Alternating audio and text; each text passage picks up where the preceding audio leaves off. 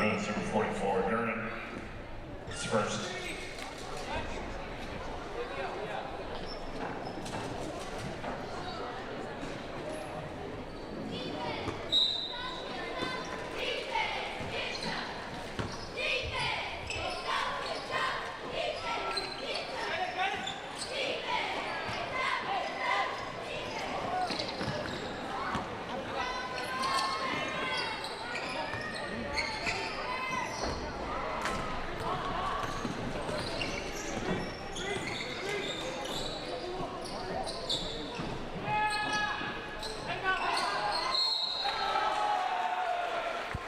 Starting through the Gauss, number 34, I am the same.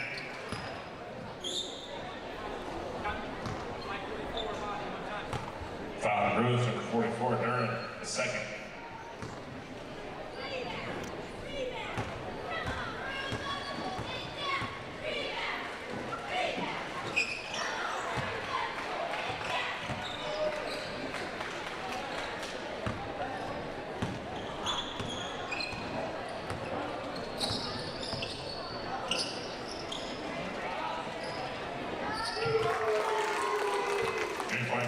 Number 44, Richie Burris.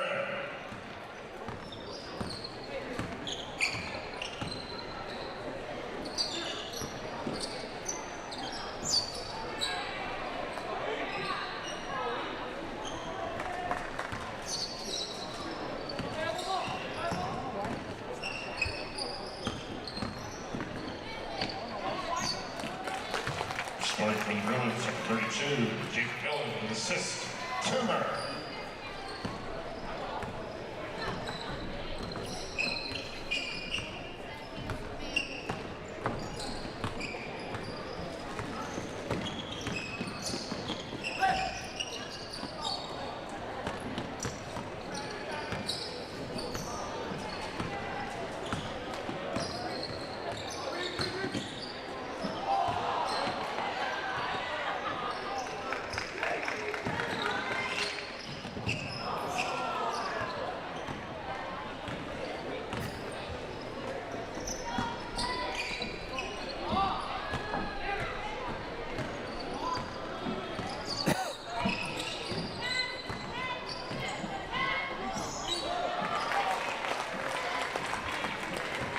Starting from 44, Durham.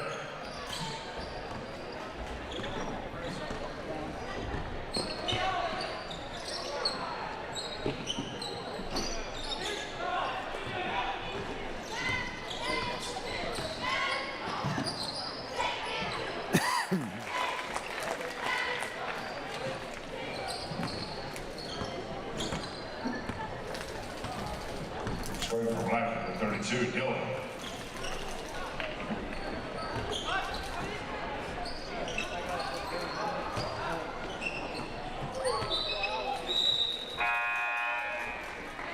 Checking in for the Owls, number 25, Kevin Russell. Also number 24, Evan Bell. In for the Bruins, number 0, Jamie McFall. Number 12, Jason Berry. Number 14,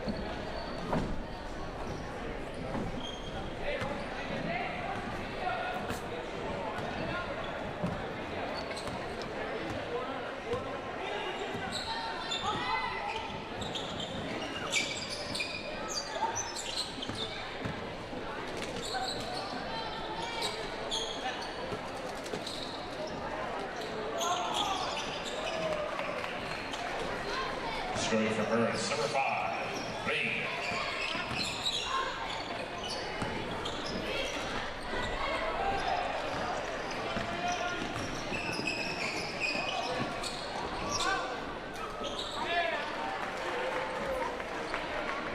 Scoring for the Owls, number 15, Matthew Hardy.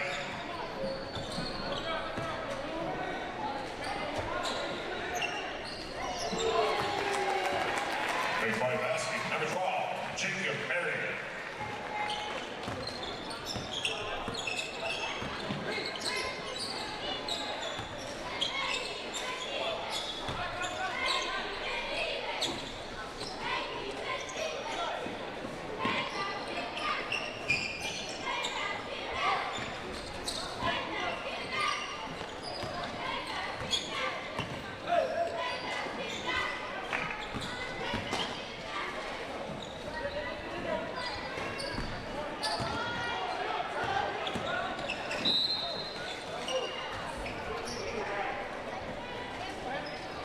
Burris, number 15, Hardy.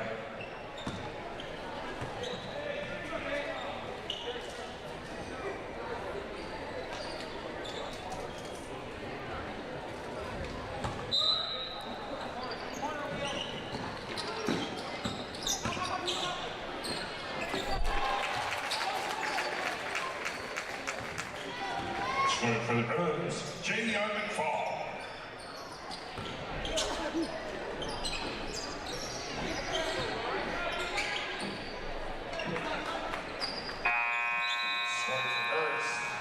Number 23, Cook, and that's the end of the third quarter.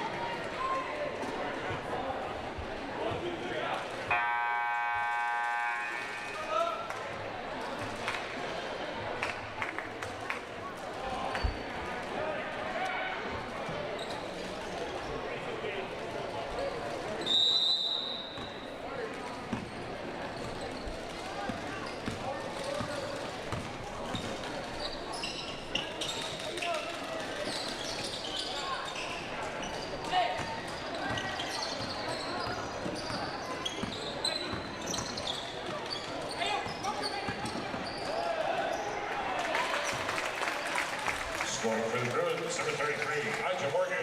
Assist, Barry.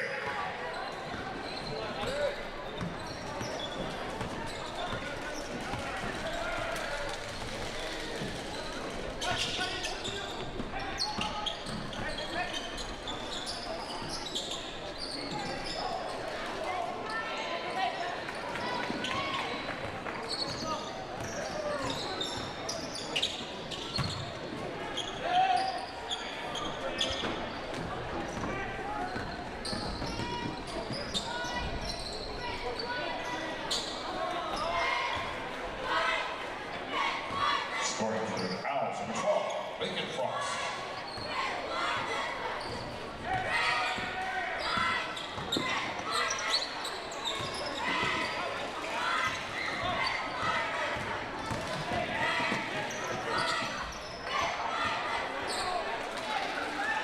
Scoring for Burris, number 15, Hardy.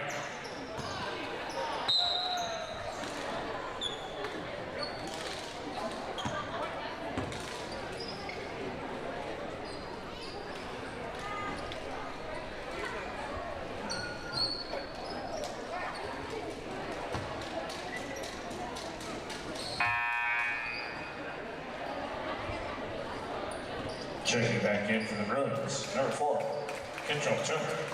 Also number 44, Reggie Durden.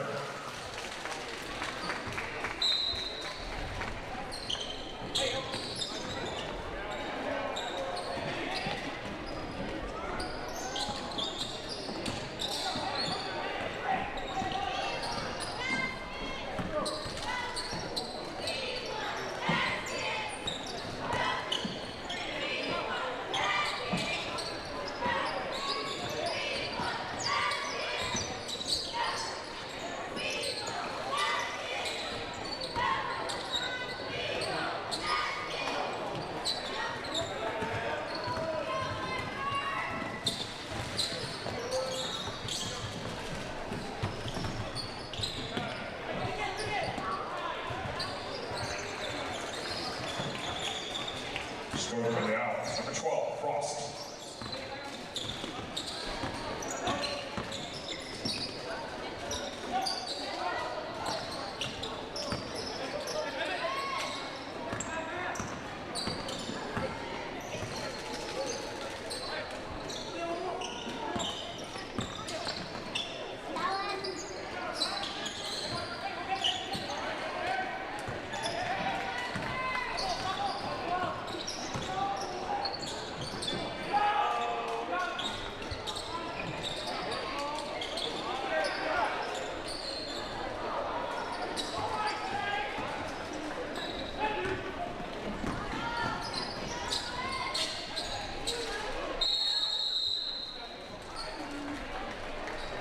Ball goes to the Bruins.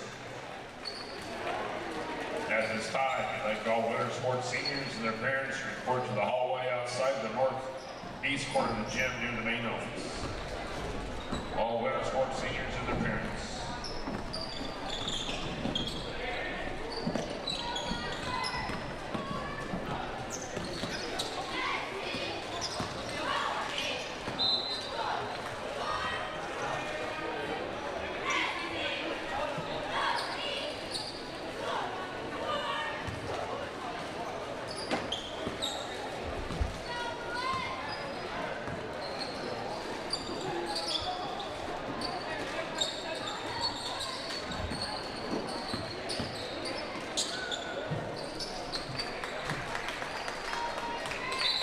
Scoring for the Burris, number 12, Lincoln Frost.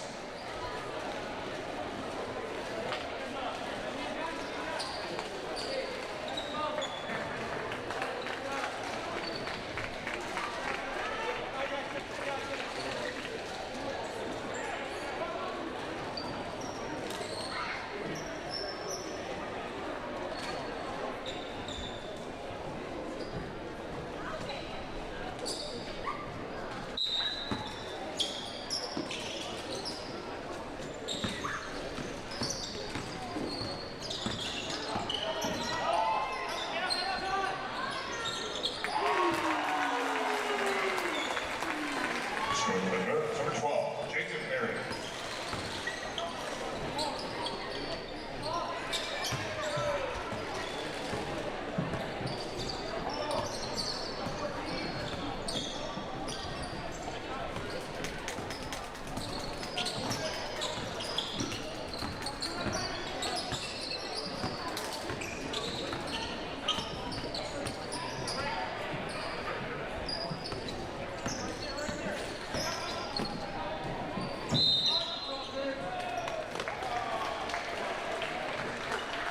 Foul on Burris, 34, McFeely.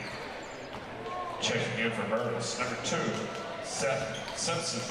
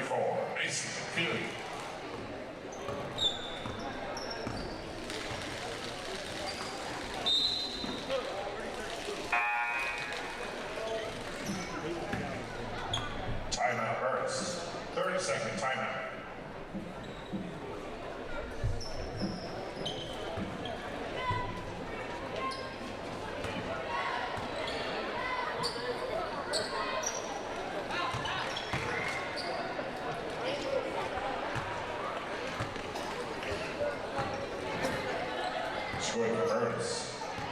How young is Anchor?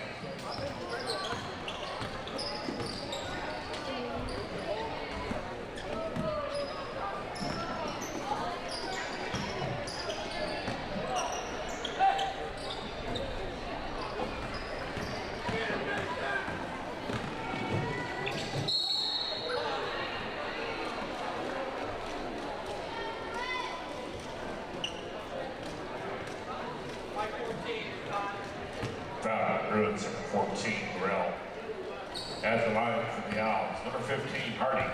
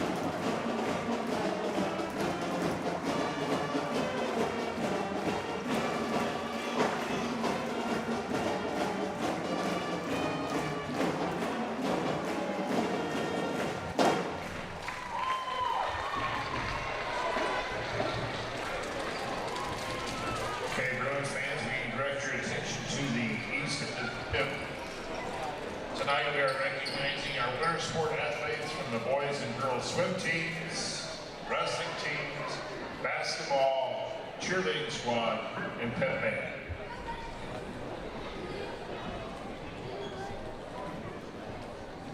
Our first senior, Blackford. Escorted by another Shelley Blackwood, completes his fourth year in the Burris pep band. Future plans to attend IU at Wilmington. Blackford. Trinity Berry. Trinity is escorted by mother and father, Stacey Berry and Jeremy Berry. Trinity completes her fourth year in the swim team. Her future plans are to be part of the Blackford Fire Department. Berry. Patience Campbell. Patience escorted by another Jennifer Gregg. Patient completes her 4th year cheerleading. Future plans to attend college and become a CRNA. Patience Campbell.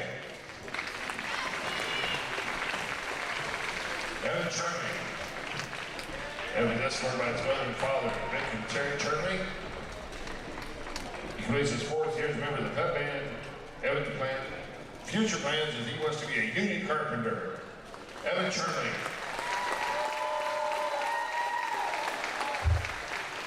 Allie Plant. Escorted by father Matt. Allie completes 4th year pep band and 1st year winter guard. Future plans include attending Taylor University. Allie Plant. Ryan Plant. Escorted by mother and father, Scott and Shay Plant. Ryan completes his 4th year as part of the band. Ryan's future plans including Purdue. Congratulations, Ryan.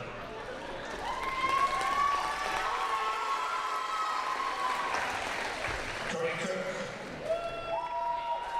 Escorted by parents, Melissa and Ryan Cook. Cody completes his 4th year of the pep band. Future plans is attend Ball State University. Cody Cook.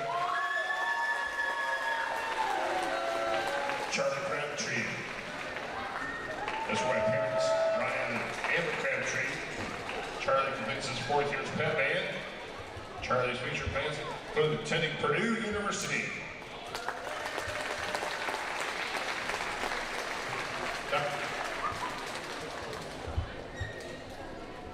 Cheyenne's escorted by mom and dad, Rachel Crawford and Greg Mile. She completes her 1st year wrestling and 4th year pep band. And her future plans to attend Indiana University, Bloomington. Faith Gephardt. Escorted by mom and dad, Heather and Jared Gephardt. Faith completes her 4th year basketball. And Faith's future plans attending WGU, Indiana. Marvin Cherokee. Escorted by mom and dad, Norman and Martin Cherokee. Marvin completes his 1st year dive swim team, and his future plans are undecided. James Jernigan. Escorted by mom and dad, Nancy and Jeremy Jernigan. James completes his 4th year of the swim team and also in the pep band. His future plans are undecided.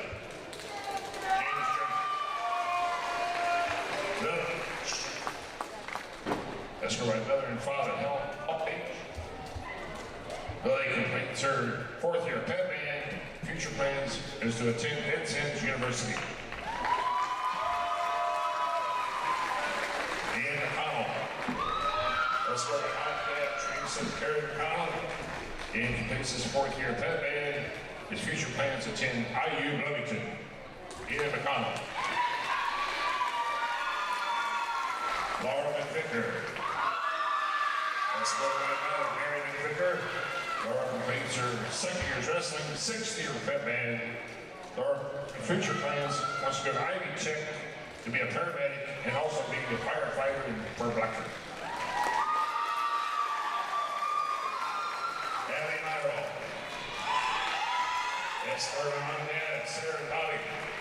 Abby completes her 3rd year cheering. Her future plans are to Indiana University.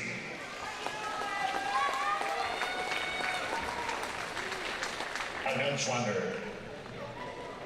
That's where mom and dad, Cassie and Ty. Ty completes his dive swim and his future plans to go in the Army. Ty Schlander. Lucas Penrod. That's one of my parents. Penrod.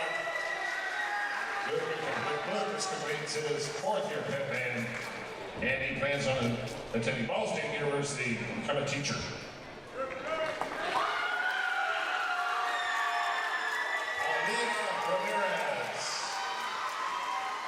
Escorted by mother and great-grandmother, Ashley, Ashley, and Joanne Oxley. Aaliyah completes her 2nd year cheerleading. Her future plans to attend IU.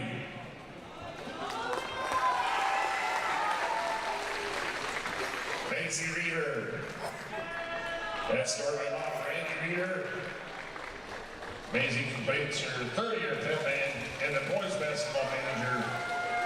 Future plans for attend Butler University. Patrick Torres. Let's score from Mount. Torres completes his fourth year on the swim team. He plans on attending Ball State University. Ame Ugan. Let's go to another follow Karen Rich Ugan. Ame completes her first year winter guard. Future plans are attending Ball State or Purdue. Rayleigh and Scott. Not here. Keaton Walker.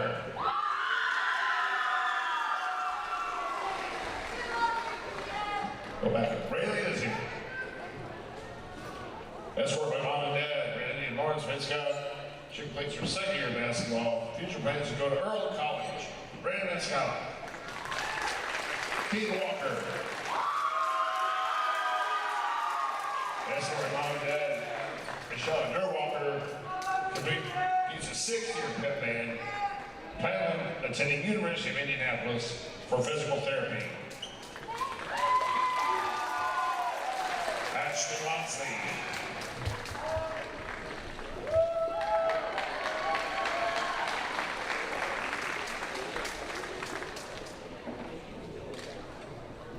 That's right, Father Lindsay Jarvis, Robert Wamsley, Ashton Windsor, six-year pep band, going to Ball State University.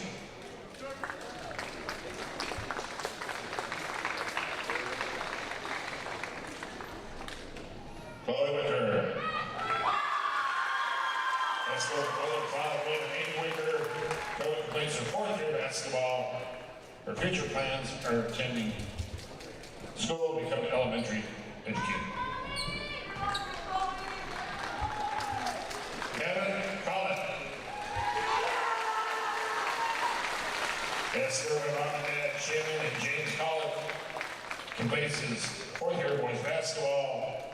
And his future plans was to become a trade.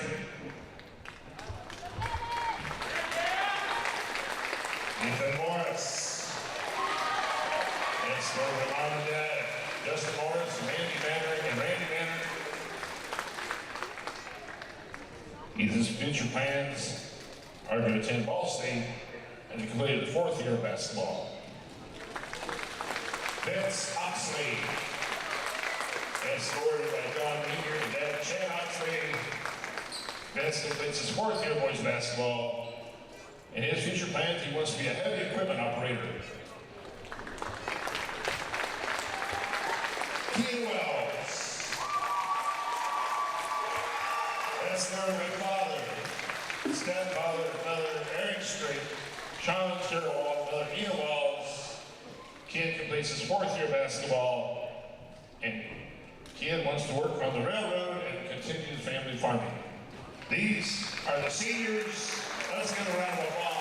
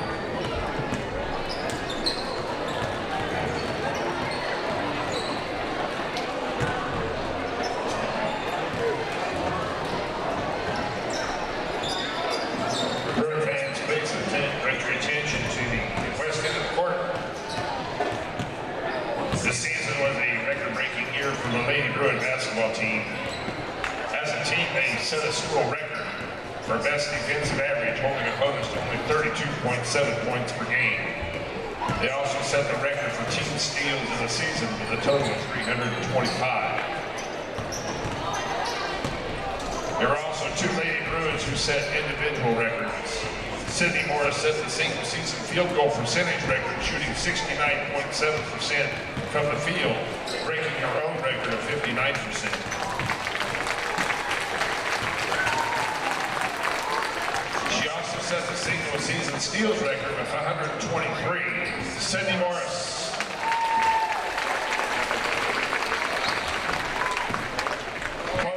Set the school record for three-pointers in the season, knocking down 78 total threes.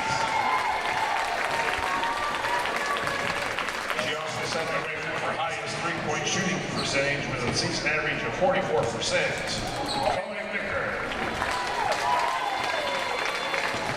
Top of all, the Lady Bruins won a second straight Central Indiana Conference Championship.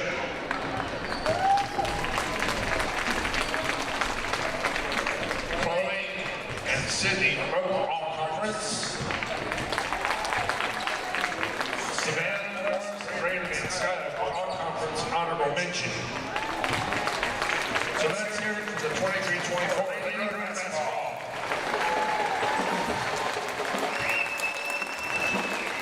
Congratulations, ladies.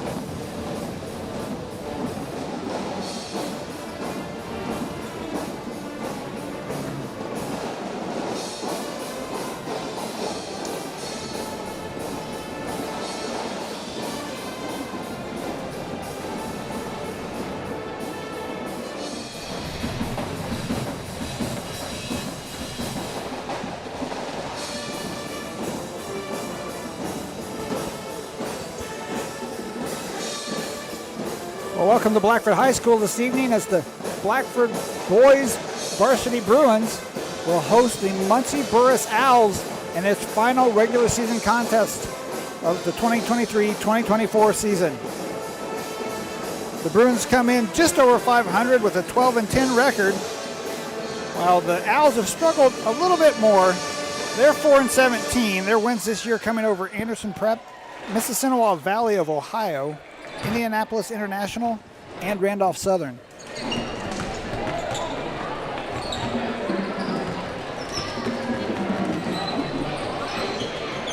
Blackford did pick up a win earlier this week against Eastern, and this game against Muncie Burris will finish off the regular season before Blackford moves to sectional play next Wednesday. Next Wednesday, Blackford will be playing Taylor. Blackford drew Taylor in the first round of the Tipton sectional. Taylor is 14-8, probably the second best team in that sectional. Taylor at 14-8, Blackford in 12-10. That should be a competitive contest.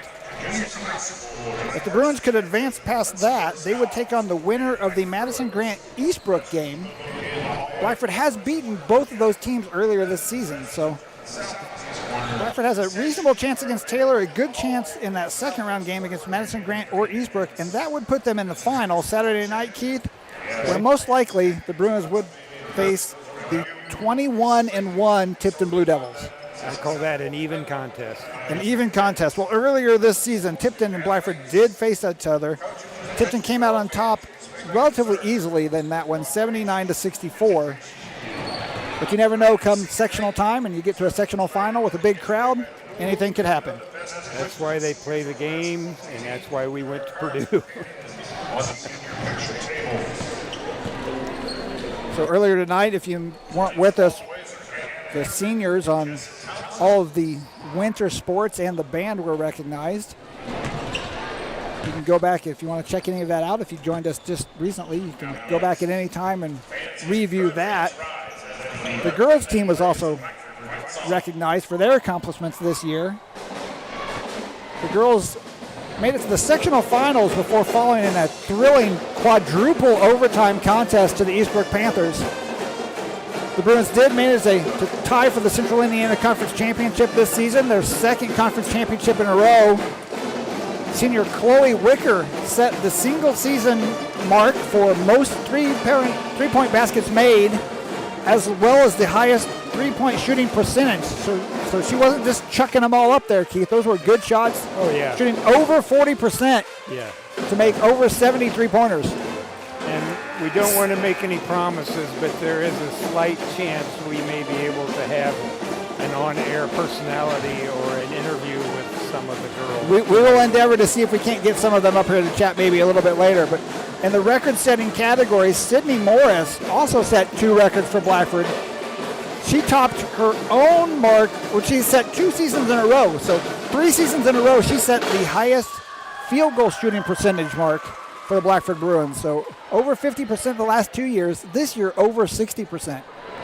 She also set the record for single season steals with over 120.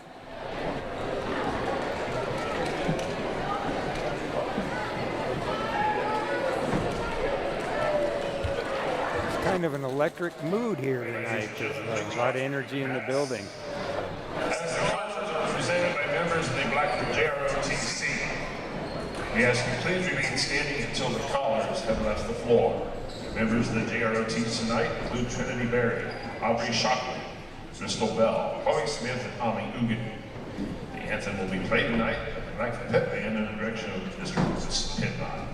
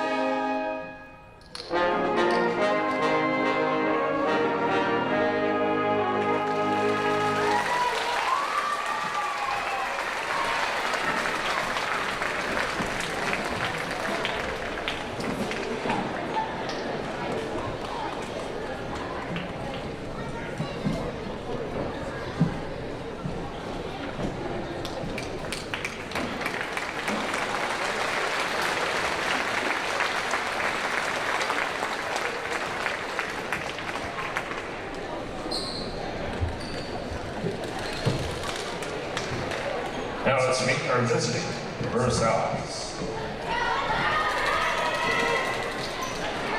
Tonight is senior night. We would like to recognize the seniors from Burris before we do the lineups. The senior, number 2, Hayden Evans. Number 11, Leo Lee. 12, Drew Hayden. 14, Kayla Russell. 22, Kim O'Minnick. 23, Moses Smith. 25, Asher Donahue. And 33, Lee Young Zhang. Have a round for those seniors. Now the lineup for the Owls. Non-starters, number 2, Hayden Evans. Number 11, Leo Lee. 13, Cole Canastic. 14, Kaylin Russell. 15, Reese Cook. 33, Hayoung Zhang. Number 4, Lincoln Frost. Starting for the Owls, number 3, Jasper Oldfield. Number 12, Drew Haney. 22, Tim O'Minnick. 23, Moses Smith. 25, Asher Donahue. Owls are coached by Blair Broussard. For Blackford Bruins.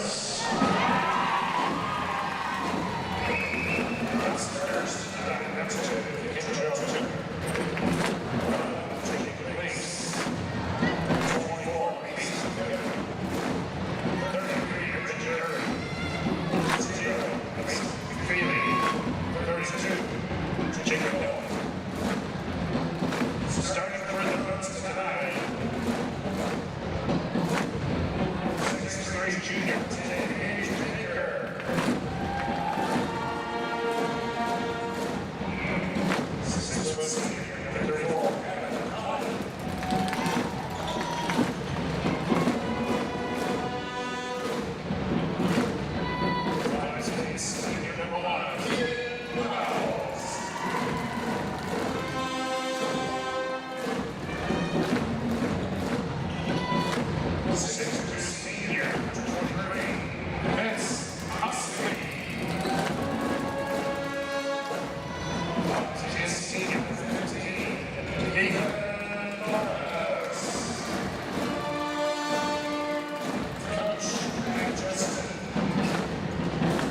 All right, so we're just about ready to get underway here. This is Matt Clam on the announcing. We got Keith Cottle here on the camera. Hello. Jared Hammond's running the score for us. And out in North Carolina in NASCAR country, we've got Jacob Clam doing some stats for us. See if Jacob can give us a rundown on who the people to watch on the Burris Owls are.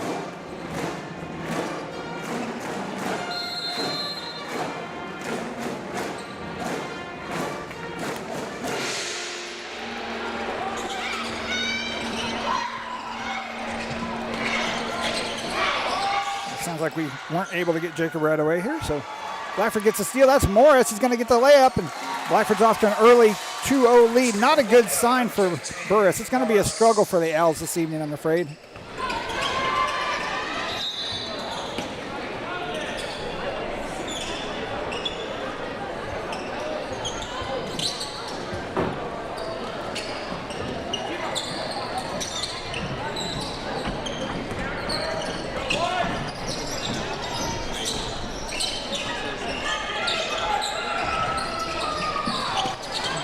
All right, there's a block by the Bruins. Bruins push it forward, and they get the easy layup. And it sounds like now we do have Jacob available, and he can give us the rundown on the top scorers for Muncie Burris.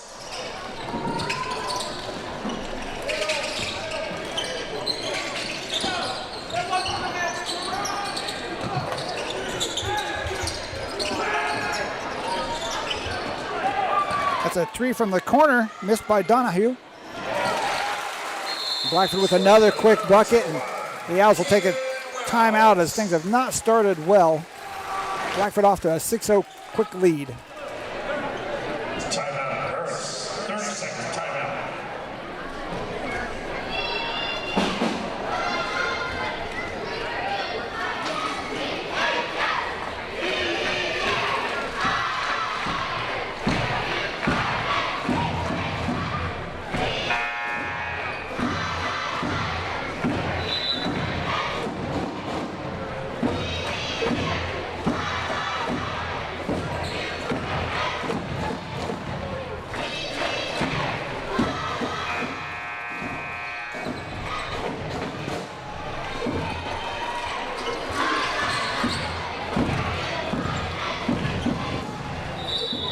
Blackford's going to press the Owls here.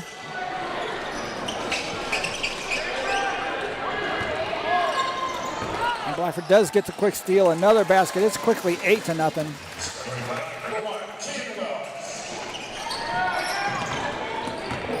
This is Donahue for the Owls. He'll draw a foul. Foul's on Oxley.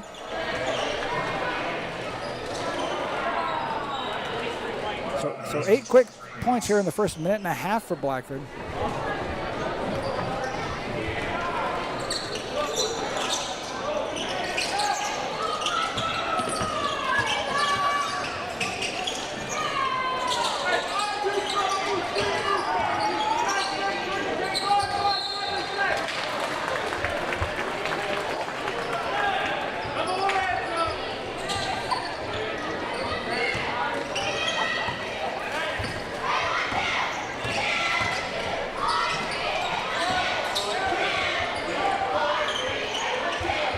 Morris look for a three, hesitates, drives, finds Oxley in the call it in the lane, but off his hands.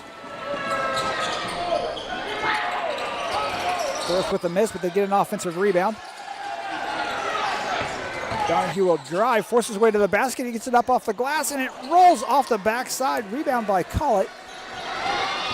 Morris will drive to the basket. A scoop shot off the side of the rim.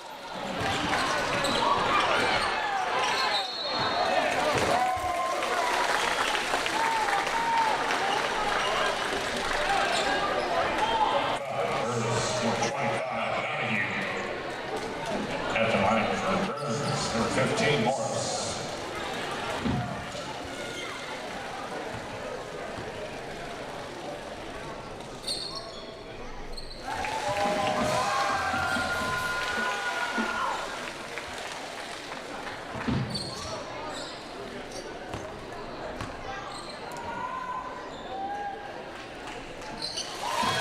Morris hits both free throws. That gives him 4 now.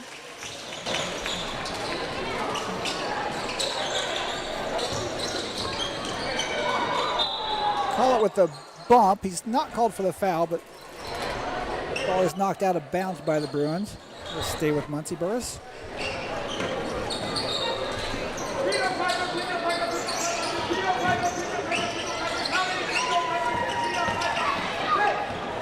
Steal by Morris. He gets the layup. Blackford up now 12-0.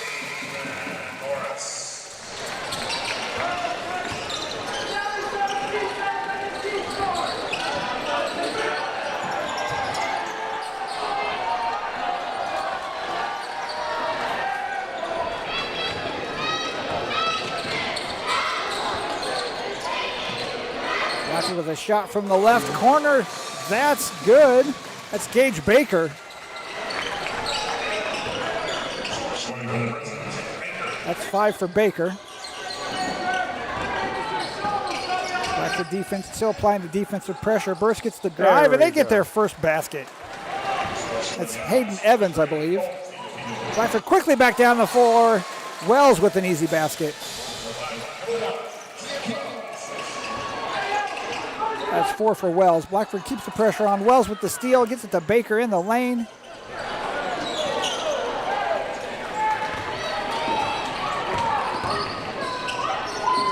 The Owls with the three-point shot from the right wing's good.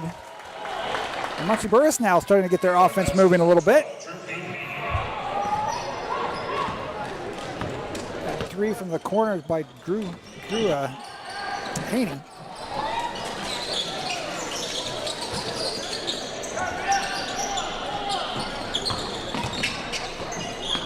Baker with the reverse motion.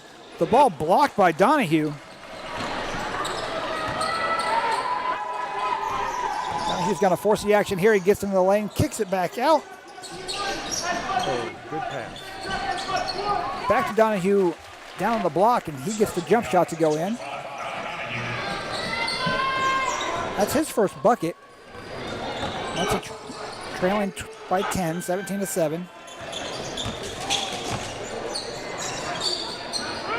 The Owls offense getting a little bit more together here the last few minutes. We're going to get a foul here on Haney, I believe. Nope, that's Oldfield, Jasper Oldfield. The minute you said jump shot, that was music to my ears because I grew up before the runner, the flyer.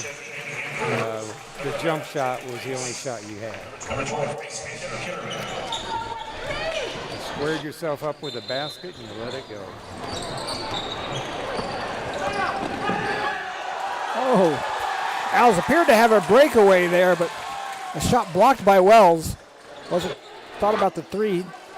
Over to Baker. Back to Wells. Wells with the reverse. Knocks it home. Wells now has 6. Wells now has 8.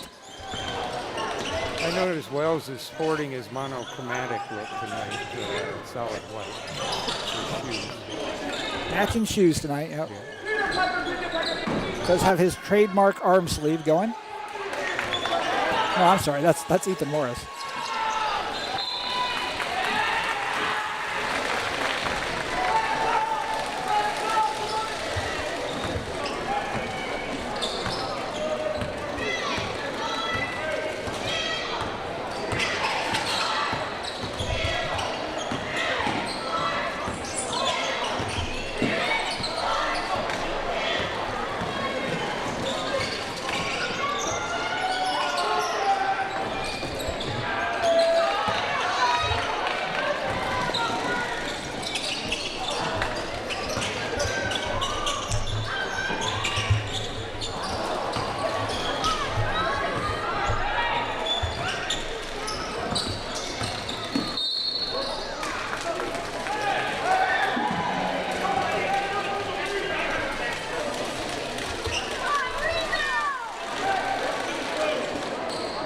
Burris, number 13, Nasty.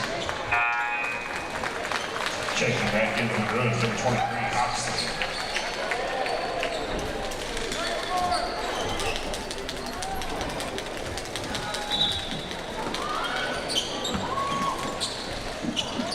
Kitterman gets the ball on the block.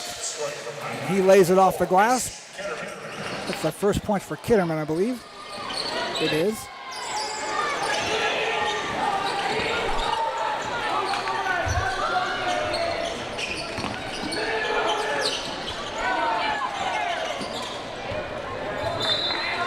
Minute couldn't get that shot to fall, and ball deflected out of bounds.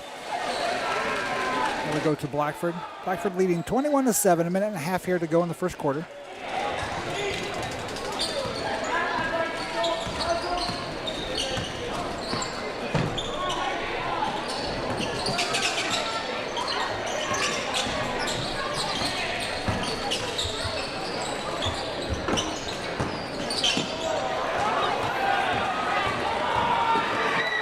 With the turnover, and the Owls taking advantage with the good control in the air on that one. Moses Smith, I believe, with 2 points there. That's his first basket of the game. 21-9, Blackford. 1 minute to go in the first quarter. Oh, nice pass by Morris. Yeah. Oxley not able to corral it, but he does get the deflection, and Oxley gets the second effort to go in. That's the first bucket for Oxley tonight.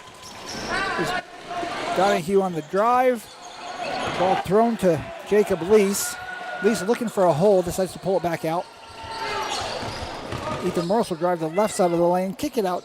I believe that was Gage Baker. Yeah, Baker with the miss.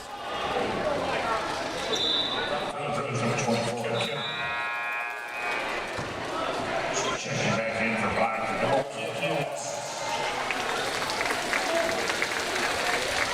30 seconds to go here in the first quarter. Blackford up by 14. They're going to continue with the full court pressure. Force a quick turnover, and Wells with the layup.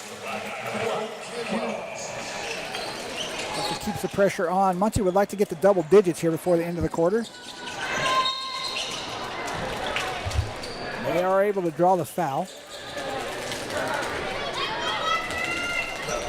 Number 23, Oxley. Second. Burris, number 13, Nasty.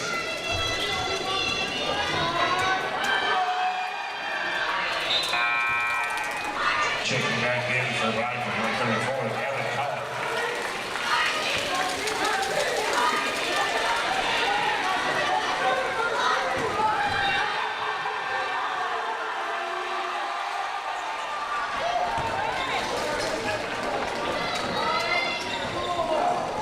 Both free throws good for Muncie Burris. They do move into the double-digit category of 11. With one more shot here, just under 10 seconds to go in the quarter. Wells will try to take it himself. Forced to action. Draws no iron on that one, but I don't think Muncie's going to have time to get this shot off. They do not. And Blackford with 25 points in the first quarter. Off to a quick lead over the 4-17 Owls. 25-11. Kean Wells had 10 points for Blackford in that quarter. Do we know what his high game is?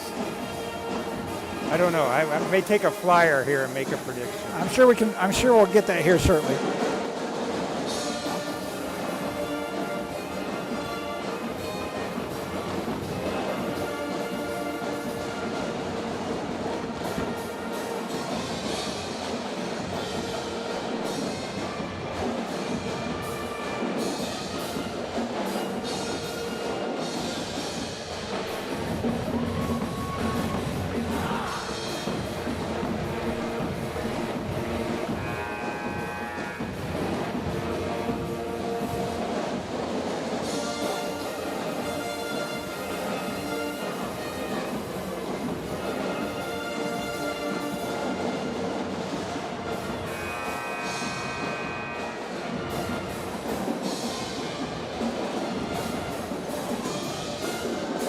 Well, Keith, not a great start for Muncie Burris as they trail by 14 here starting the second quarter, but I think not totally unexpected. Burris has definitely struggled a little bit this year. Well, this is where their junior varsity started to get some traction and started to take the lid off the basket a little bit. See how the varsity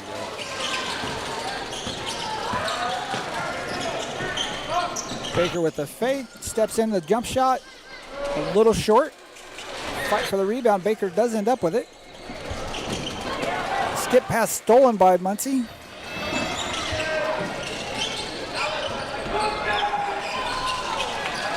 The three-pointer by Minnick is just a bit short. Here's Jacob Lease. He has yet to score, and that one's not going to get him on the scoring column either.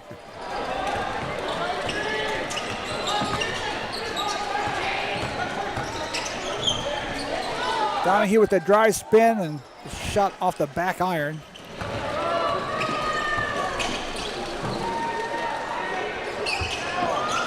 Here's Wells for three.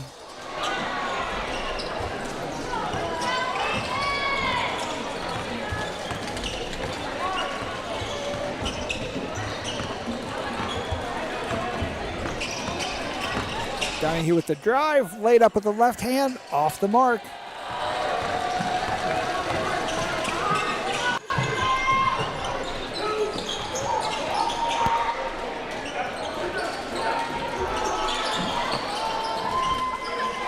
Killerman fights for the rebound. Baker from the left wing won't go. Rebound to Oldfeld.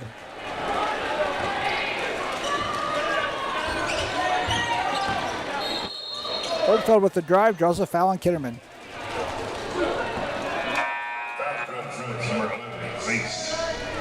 Actually, that foul was on Jacob Lease. Checking back in from the Bruins, number 15, Ethan Morris.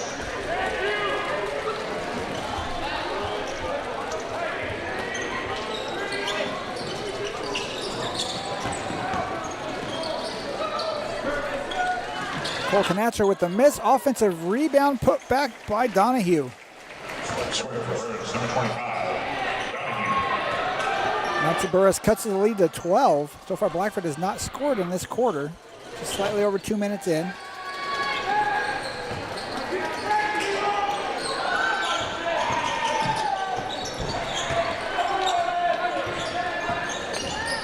Lease kicks it out to Morris for three.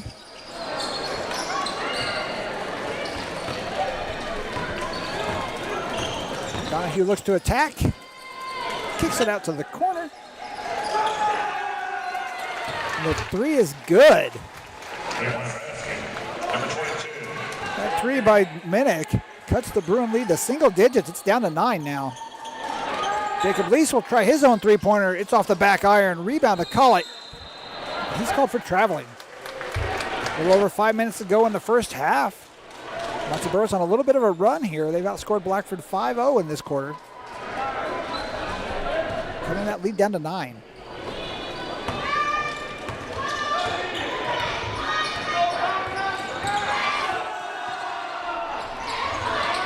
certainly not shooting well at this point. 3-point shooting in particular, they're only 1 of 9.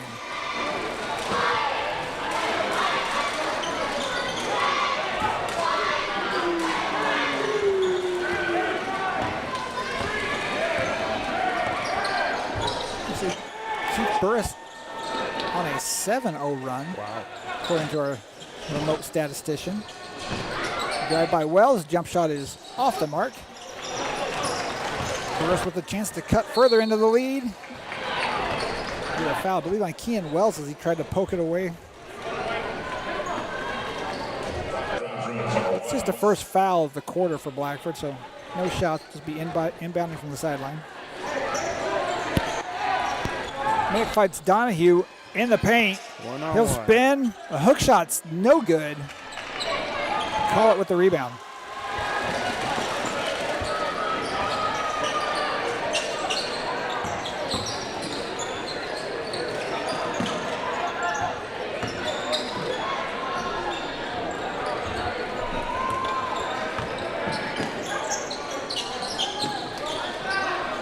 Wells wide open, and he drains this one.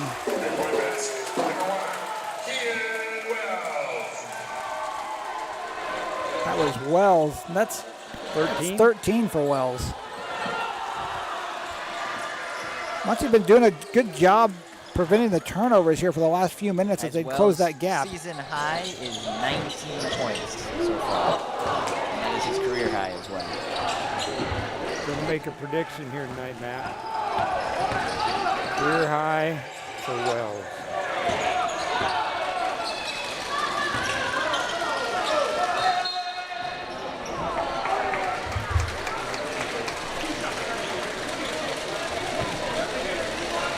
Number 24, 6 seconds. Down the line with Burris, number 25.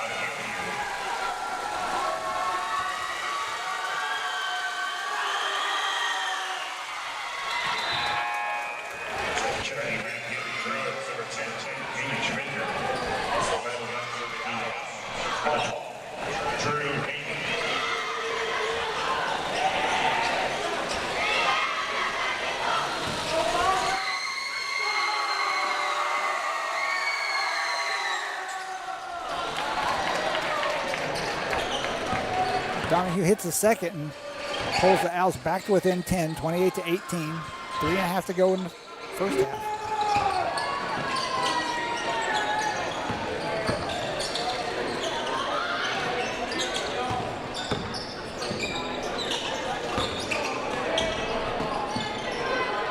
Blackford passing around the perimeter against the Muncie Burris zone. They find Baker on the cut. Nice look and good finish by Gage Baker.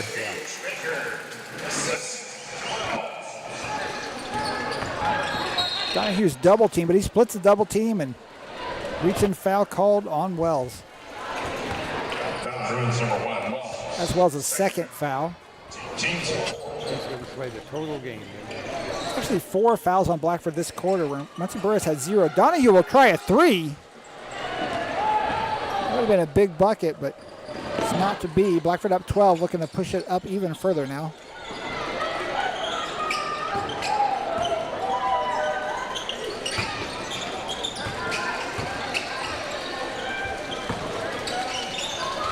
Let's get it inside to call it, but it's stripped away. Donahue's going to force the action here. He'll try the a little out of control there.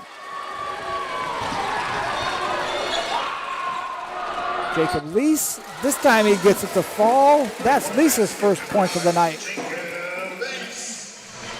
Blackford now starting to regain their offensive momentum, pushing the lead back up to 15. Donahue in a dangerous position there, kind of was nearly straddling the half-court line. The Owls find a weak spot in the Bruin defense, but Drew Haney's not able to get that shot to go down.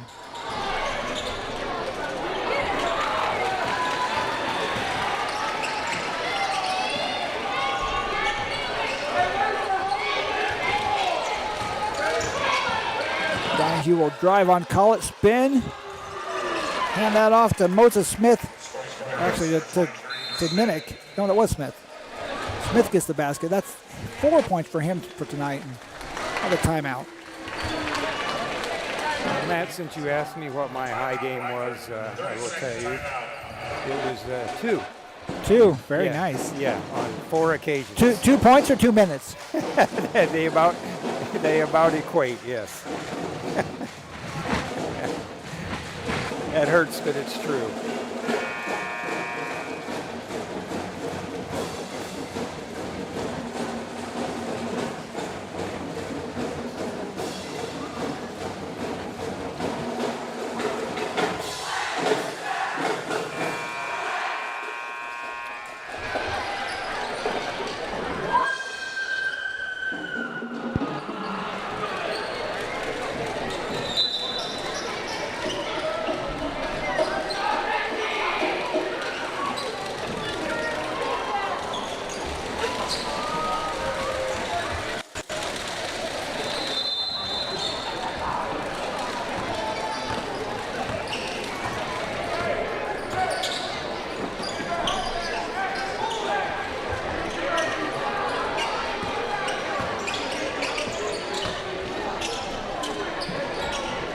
Three-pointer by Baker off the back iron.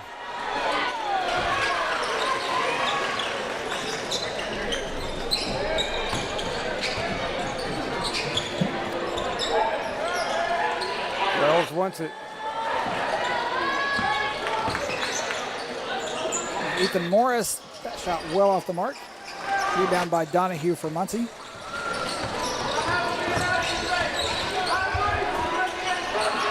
Kick out to Haney, his shot off the mark.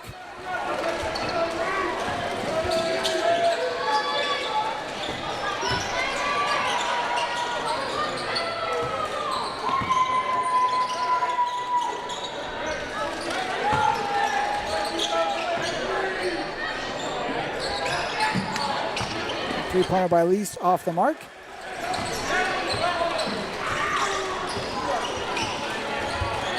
Blackford's got a couple of bench players or players who don't normally see a lot of action in there now.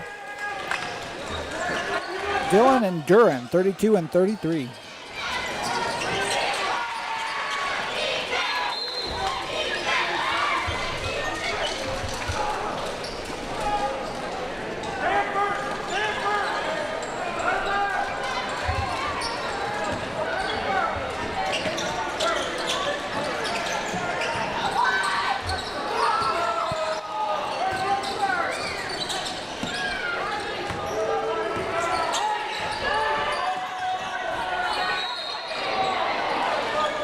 Blackford's starting to realize that Donahue, a little bit of a one-man game at times, and about to double team there as time began to expire, but unfortunately they fouled the young man, and he'll go to the line.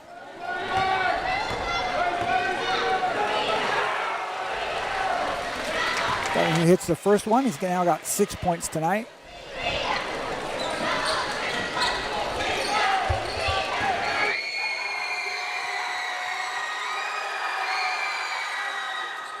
Donahue hits the second.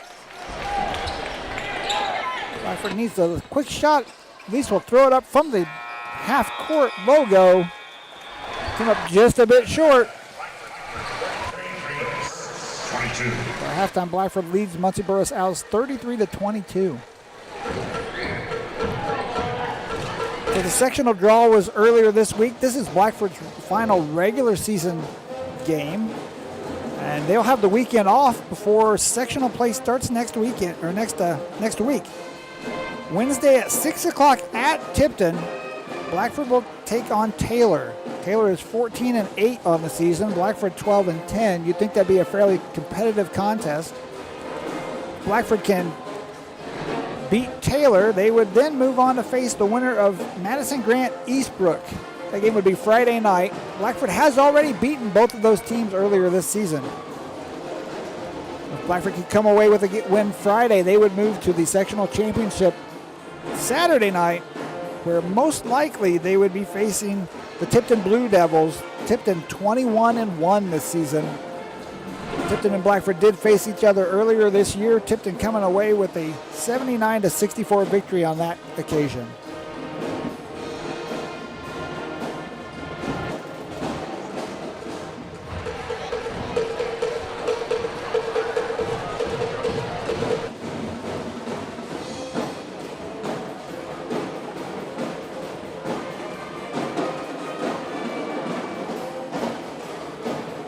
Matt, you were in percussion in the pep band? A long time ago, yes, sir. Oh, you still got it. I've enjoyed watching them.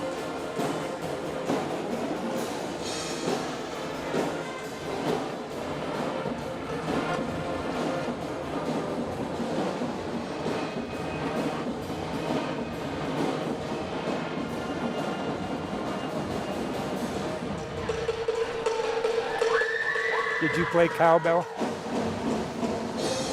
Mostly triangle, Keith. That's where they put the best players. That's what they told me. The most talented people get to play triangle. That's how it works, right? I've never heard that, but that's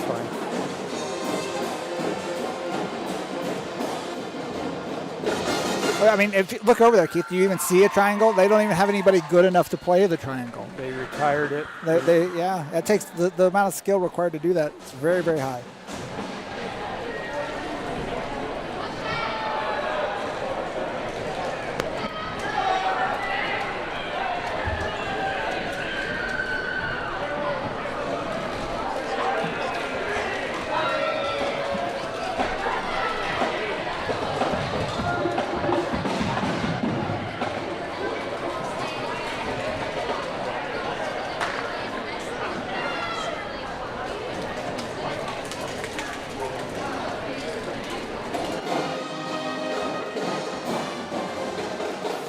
Stats for the first half of tonight's contest. Scoring for Blackford, Kean Wells led the way in the first half with 13 points. 10 of those came in the first quarter. Remember, his career high is 19, so chasing that number. He's got 6 more points to go. Gage Baker had 7 for the Bruins. Ethan Morris had 6. Jacob Lease, Vince Oxley, and Mason Kitterman each made 1 basket for 2 points apiece. For Burris, Asher Donahue led the way. He scored 8. He is their leading scorer on the season. Drew Haney had 6. Cole Canaster had 4. Moses Smith had 4.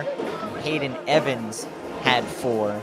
The shooting has really not been great for Blackford. 2 of 15 from the three-point line. 14 of 35 overall for 40%, but pretty much all of those makes have been layups on fast breaks, turnovers, that sort of thing. For Burris, they're 9 of 24 from the field for 38%, 2 of 6 from beyond the arc. Burris actually did win the second quarter. It was 25-11 at the end of the first quarter, 33-22 now at halftime.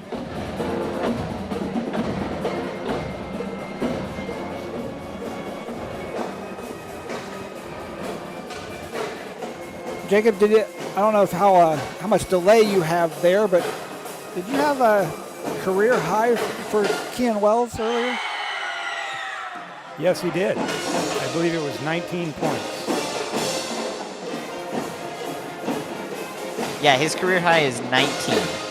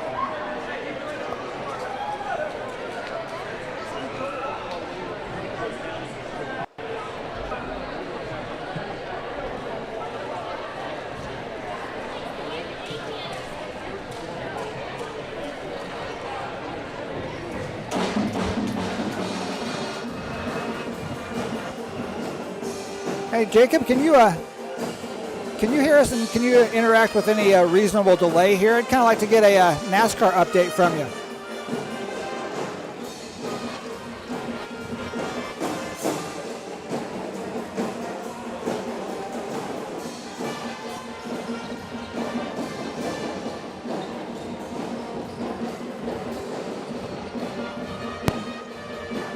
Yeah, let me switch over here and see if I can get a shorter delay.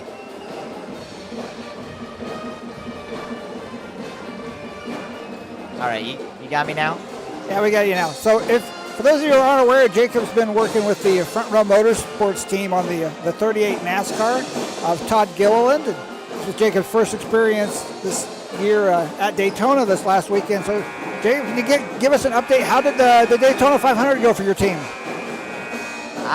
It was good until it wasn't, right? We were pretty fast. We were pretty happy with the car all week and qualified 11th.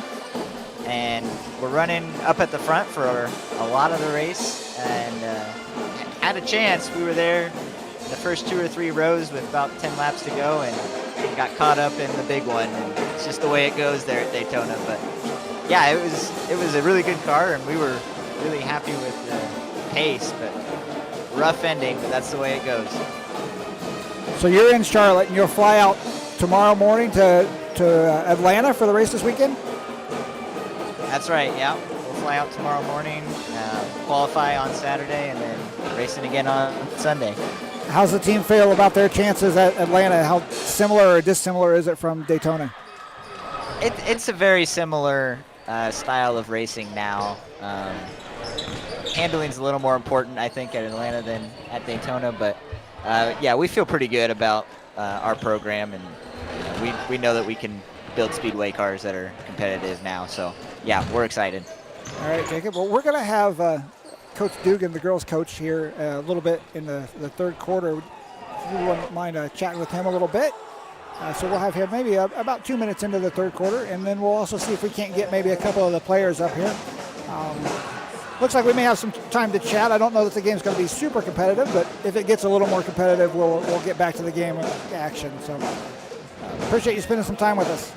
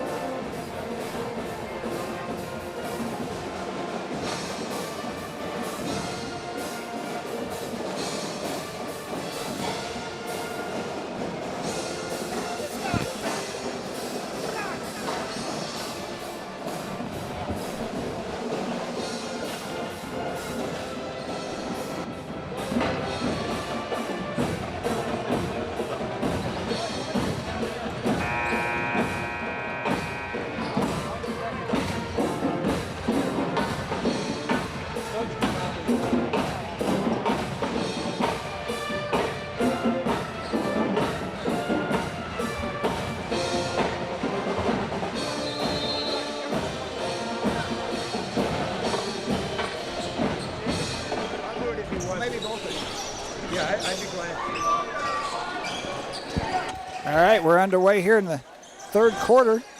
Keith isn't quite ready because I was distracting him with a little chat here. But Blackford with the steal and the layup. It's Ethan Morris.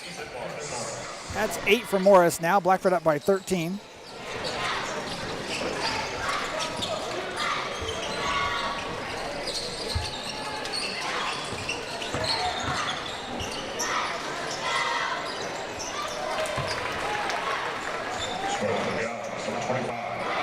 Burris with the bucket.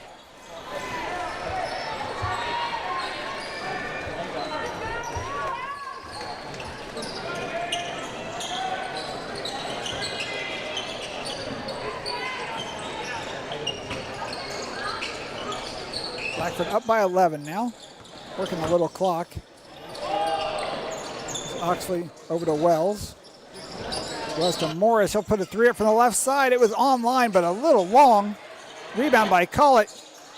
Puts Puts it back in, no good. Offensive rebound by Oxley, and he knocks it down.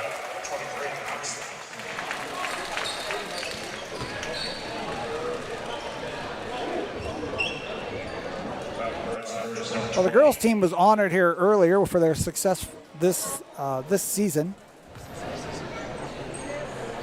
All right, we've got Jacob. If you're available, we've got Coach Dugan up here, and he's gonna chat with us a little bit. Jacob, you confirm with me you're on, and then I'll hand the headset over to Coach. Yeah, I got you. All right, he'll give you just a second here, and I'll get Coach, and Keith will be on there as well.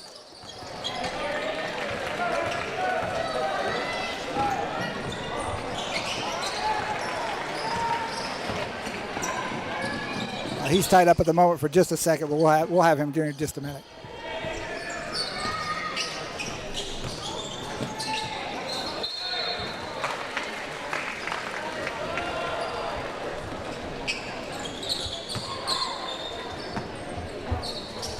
So Keith, I know you're looking for I am. a Kean Wells record here. He's been a little silent here as of All late. right, Jacob. We've got Coach Dugan here. I'm going to put him on. This is Keith, and then there's another person here, Jacob. He's actually out in North Carolina.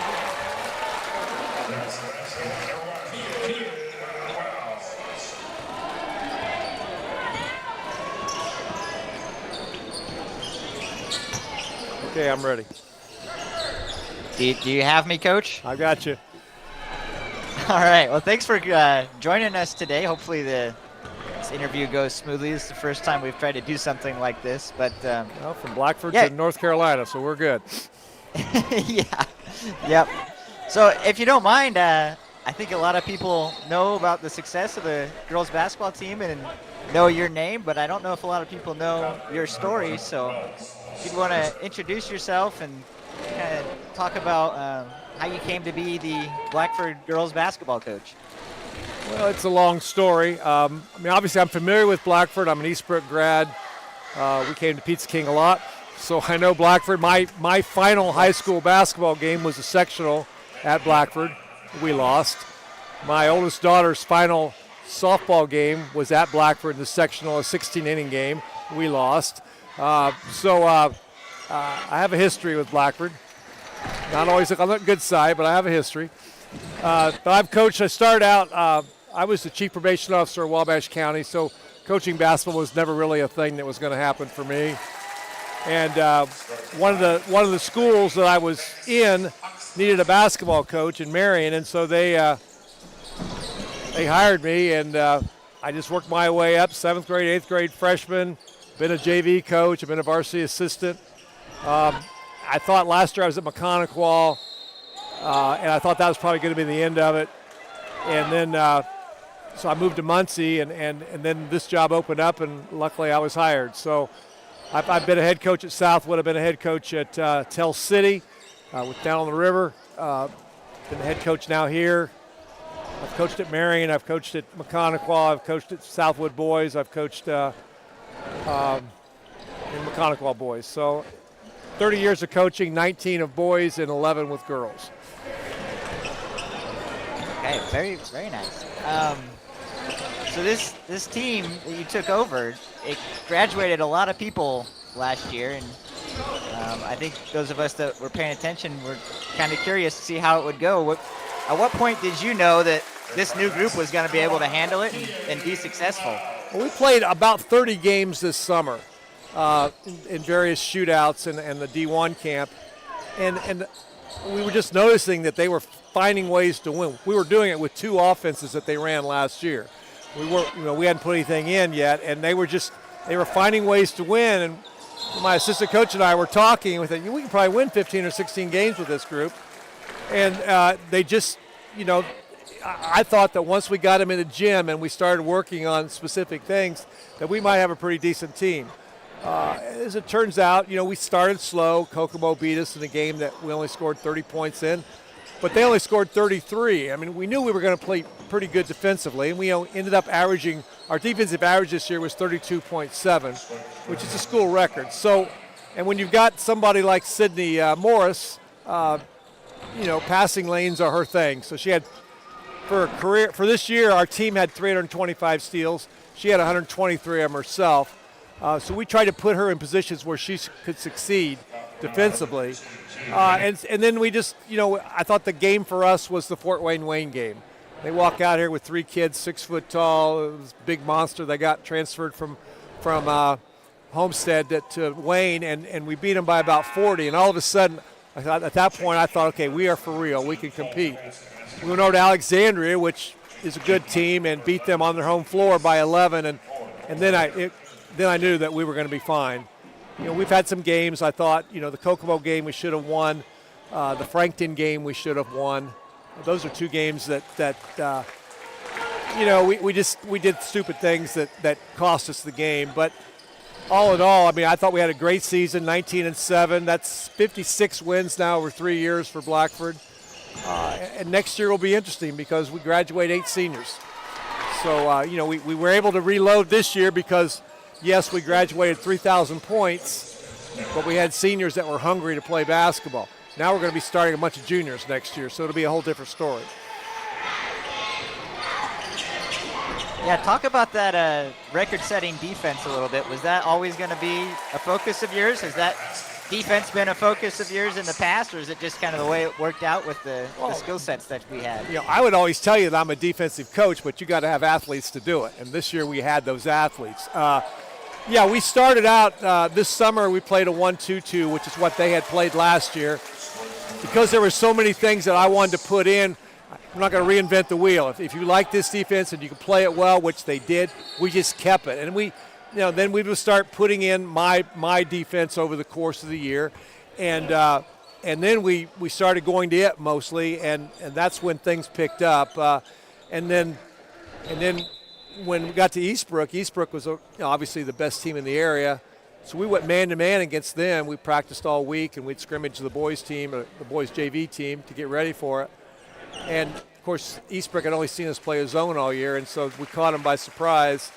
But the fact you can do that with a senior-laden team that can play basketball, you can say, okay, we got 5 days to make this defense work. Let's go. And they can do it. Next year it'll be a while. I don't know that I can just make switches like that. And, we like to game plan for teams. In Lapel, we played basically a 3-man zone, and we chased. We always fronted and behind on their big girl, and the pointer girl who's going to Grace next year, we guarded her. And you can do strange things like that when you've got players that understand the game and can play. Yeah, so talk about those Eastbrook games a little bit. I know that I'll talk about one of them. Yeah, for sure. Those games have got to be important for you anyway, being an Eastbrook guy, but it's been such a heated rivalry the past couple of years. How fun were those games when they were going well, and how frustrating was it when it wasn't? Well, the first one, obviously, it's home game. We had come off the loss from Frankton, and we could still win the conference if we beat Eastbrook. And so, again, like I said, if you were watching the video, you'll see Coach Liddick, as soon as we came out of that man, he turned, his players turned and actually looked at him like, what the heck is this? And so we got off to a 9-0 lead at the end of one, and then we played even basically the rest of the way. We shot the ball well. We defended really well. The Morrison kid only had like 9 points, and the Howell kid had 8. They're both averaging Morrison's averaging 20-plus, and Howell 16-plus. So we just did a really good job defensively, got into their head a little bit with our defense, and handled the ball well, less than 10 turnovers. So for us, we played about as well as you could play, won the conference. Of course, the next week I'm not saying we were looking past teams, because we beat Tipton, and then we beat Eastern, and then we got Eastbrook again. And, I've coached a long time, but that was probably the greatest environment I've coached in. 80 to 85% capacity. Both bands are there, and everything's on the line. It's a sectional championship game. Eastbrook's ranked 4th in the state. We were ranked 10th, 11th, whatever, and here we go. And, then they do the same thing to us. They shut us out in the first quarter, 6-0. We're down 4 at half, and then the third quarter we just turn it up a notch. And now we're up 4 at the end of 3. Think you're pretty good. Then they come back and tie it. We go OT. We go OT second time, into the second overtime. I thought we had won the game. We're up 2. Sideline pass goes out of bounds in front of their bench. We think, okay, it's going to be our ball in our own basket.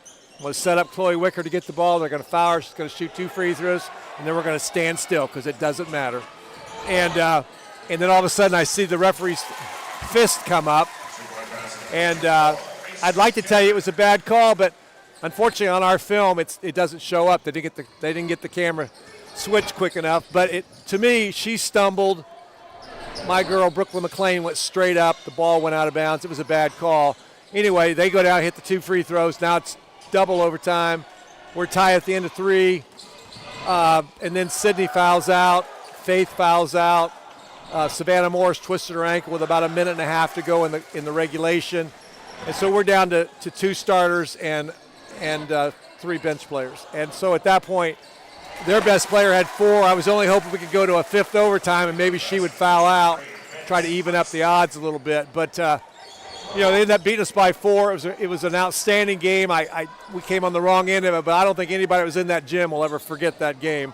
I know we won't. Yeah, absolutely a memorable game. I'm really disappointed I wasn't there for that one. Keith, do you have any questions for Coach? A lot of my questions were your questions. Coach, I will make it quick. I played the game 40-some years ago for a school about an hour north called Fort Wayne Northside. You mentioned Marion. We ran into them in the state finals and didn't come away on the right end of that one. But I just want to say that to say this. This gig behind the camera has brought me into the gymnasium for probably the first time in those 40 years. And I have quickly became a fan of your girls' team, your coaching, the unselfish play, your game in total, Chloe's three-point shot. I really enjoyed it, and I want to thank you for the experience. And, Thank you very much. All right, well, thank you for joining us. If there's anything else you'd like to add, go ahead, or if not, we can wrap it up. Well, I appreciate everybody being here and covering these games for us. It's been a great year. I mean, people are here supporting us, and hopefully we can put together a good enough team to bring people back again next year. All right, thank you.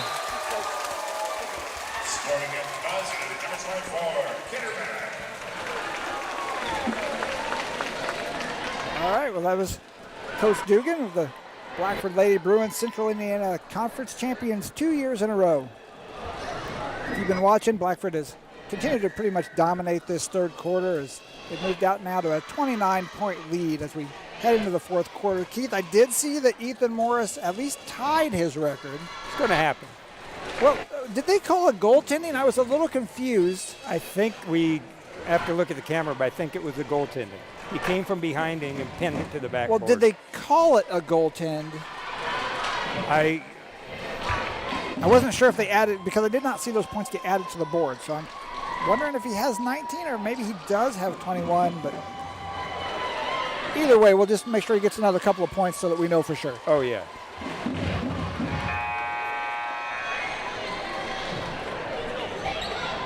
And that was Coach Dugan.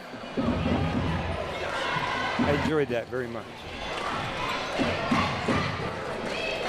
Those girls definitely provided us with a lot of entertainment this season, and, Oh, yeah. and I agree with his comments that if you were at that sectional final, even though the Lady Bruins came up on the short end of the stick there, that was a tremendously entertaining game that hopefully as they kind of get a little bit further away from it, they'll have a little bit fonder memories than maybe they had at first, because certainly that was a memorable, exciting experience for everybody who was there.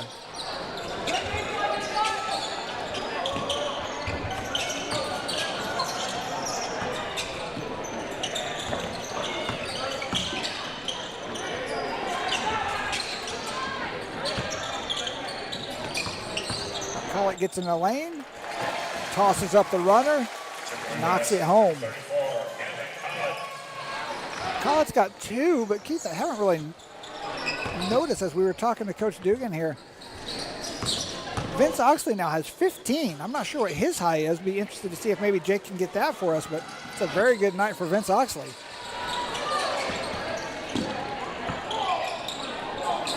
Collett will try the three. That was well short, but rebounded by Kitterman. Tries to throw it off the Al defender. The ball had enough spin in it that it stayed in bounds.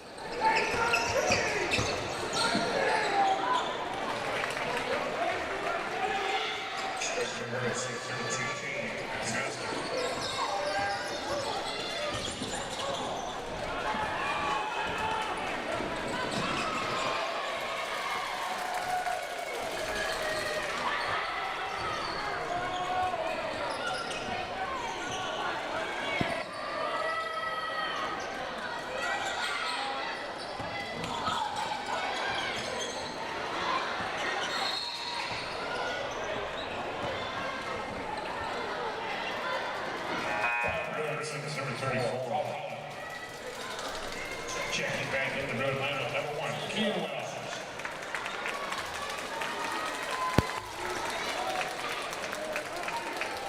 Guys, Vince Oxley's career high coming into tonight, 16 points. That was just a couple weeks ago at Oak Hill. So Oxley is 1 point away from that, and as Wells comes back into the game, we do see on the scoreboard that he does have 21, so he's already set his record tonight. Oxley needs one more to tie his, 2 to pass. Unfortunately, he's on the bench at the moment.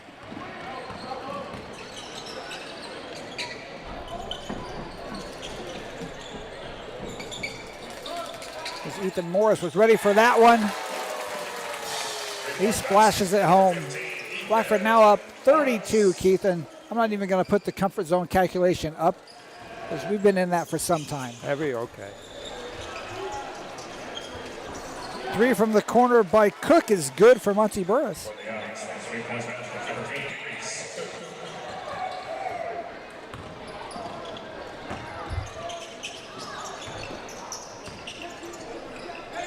Here's Jacob Lease from the same corner.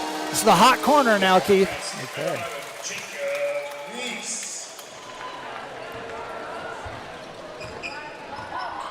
Now, did I tell you what my high game was? I heard it was somewhat less than what Oxley and Wells have. Yeah. Yeah. But if they were the 3-point line back in the day, Keith, you would have probably had more. It would have been higher. No, I wouldn't. But anyway.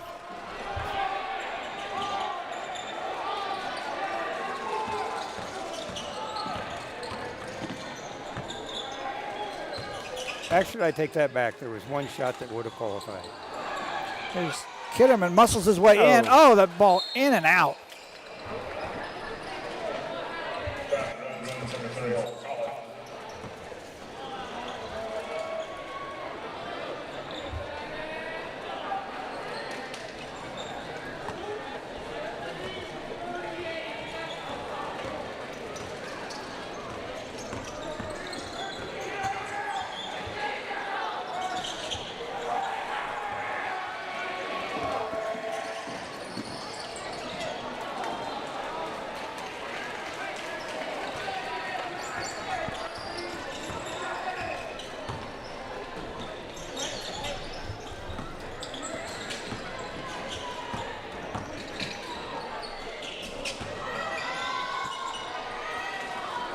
Jump shot there by Cook was well short.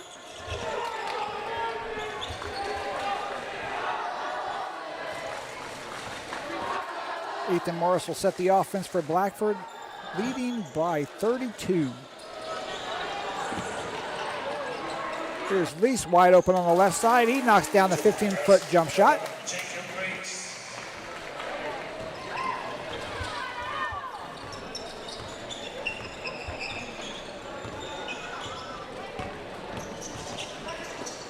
Donahue with the spin. Found Minnick inside. Multiple offensive rebounds. I believe that was Kalen Russell who finally got it to go in. Moves Muncie Burris up to 40 points tonight.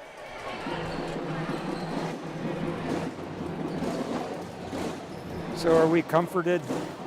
We are very comfortable. Yeah. We are very comfortable. Blackford's going to move to 13 and 10. Keith, I'm comfortable saying they're going to move to 13 and 10 on the season. Okay. Muncie Burris will fall to, Well, I lost it here. 4 and 18. 4 and 18, I believe. Yeah, you're 4 and 18. Again, this is the final game here at Blackford High School this season.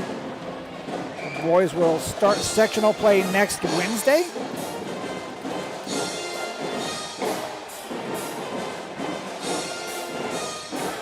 Blackford will face off against 14 and 8 Taylor. Who they have beat previously? They have not played Taylor this year. This Okay. the only team in the sectional that Blackford has not played, I believe. They played Tipton. They have played Tipton. They lost to Tipton earlier. Tipton at 21-1 will be the heavy favorites in that sectional. Tipton on the other side of the bracket, so Blackford could potentially get to the final where they would face the Tipton Blue Devils most likely.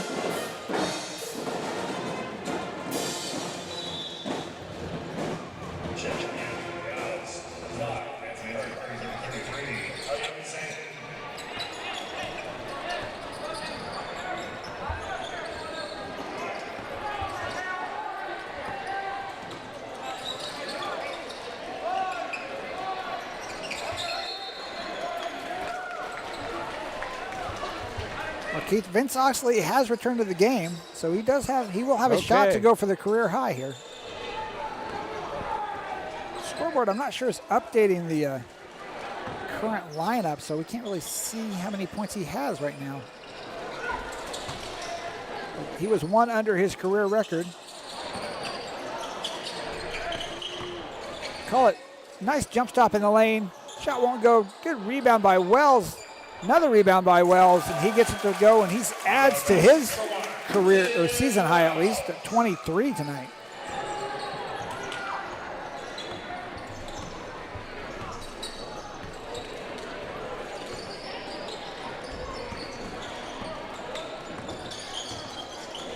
Two and a half minutes to go in this one. The steal by Morris.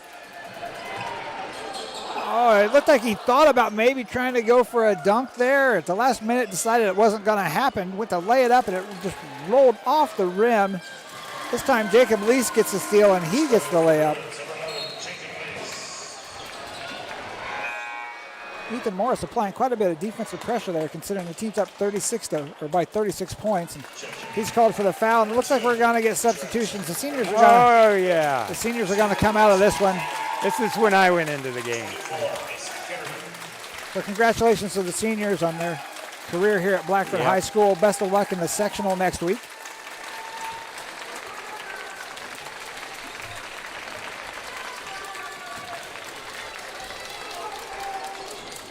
Seniors on this squad for Blackford are Ethan Morris and Gavin Collett.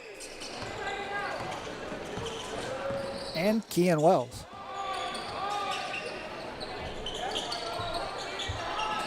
Blackford will return a fair amount of scoring next season.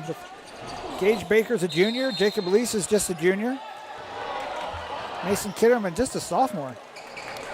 Is it Vince Oxley? He is out and will not be able to go for a record.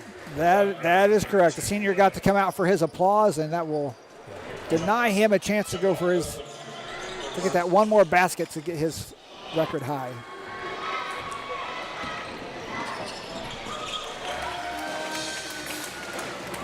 Under a minute to go, Blackford nearly doubling up the Owls, 78-40.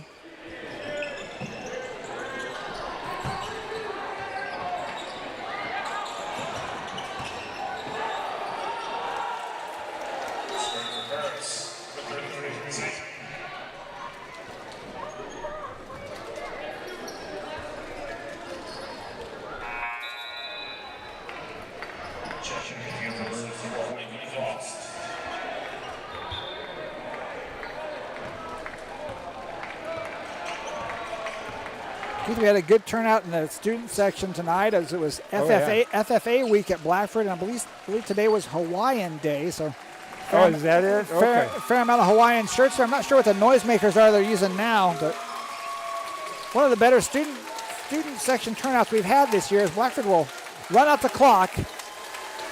They'll take the victory in this one, 78-42 in the final regular season game of the season.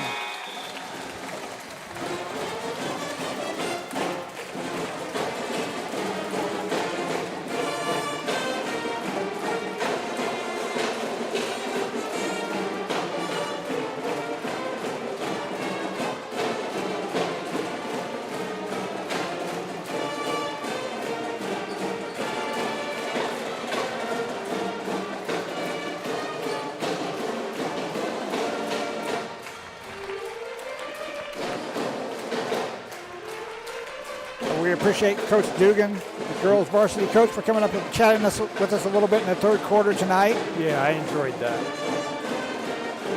We'll give Jacob just a few minutes to see if he can give us the final stats. This is the final game that we'll be broadcasting this year as it brings the season to a close. We won't be broadcasting these sectional games. But we appreciate Keith, appreciate the time you spent with us, helping us out. Appreciate Jared Hammond, who's run the scoreboard for us. Appreciate those of you who have joined in to watch the broadcast, and appreciate your patience as we've had the occasional technical issue. I have enjoyed it immensely.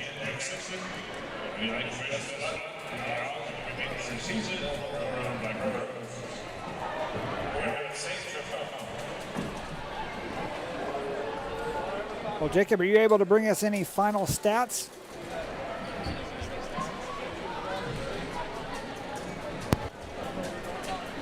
I have no final stats, no. I did that interview for a full quarter. I That's true. was not able to keep up. This is true. I apologize for that. We derailed him. Yeah. Well, I appreciate that, Jake, and I appreciate your efforts to help us out here as well. So I guess with that, we'll wrap it up. So everybody have a very pleasant evening and a wonderful spring and summertime. We'll see you next fall for football season.